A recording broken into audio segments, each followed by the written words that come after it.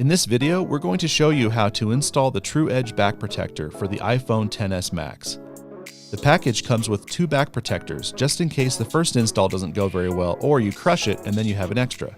The install process for this back protector is a brand new method and it's a little different from previous versions, but it allows for a much more accurate dry install than other designs.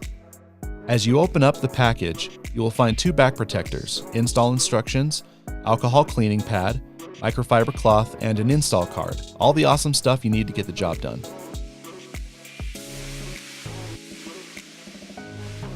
The first step is to make sure the back of your phone is clear of fingerprints, smudges, and debris. We don't want any nastiness stuck under the protector. Open the alcohol cleaning wipe and clean the back of the phone, then use the microfiber cloth to get it nice and shiny. As mentioned before, the install process is a bit different from previous back protectors. This version has 3 different cap sheets to protect the adhesive and help you achieve an accurate install. Once you're ready to begin installing, the first step is to remove the white cap sheet.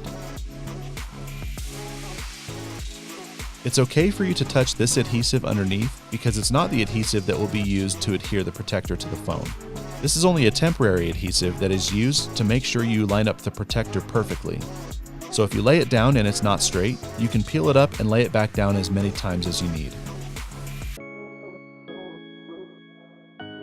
Once you have the protector lined up correctly, grab your install card, then lift up one end of the protector and use the install card to push it down onto the phone as you peel the second cap sheet away. Make sure to keep constant pressure right down the middle to avoid bubbles. Then use the card to press out any bubbles on the edges, starting in the center, and push them towards the edge. Next, repeat the same steps on the other end of the phone. Again, peeling the cap sheet away, and as you use the install card, apply the back protector to the phone.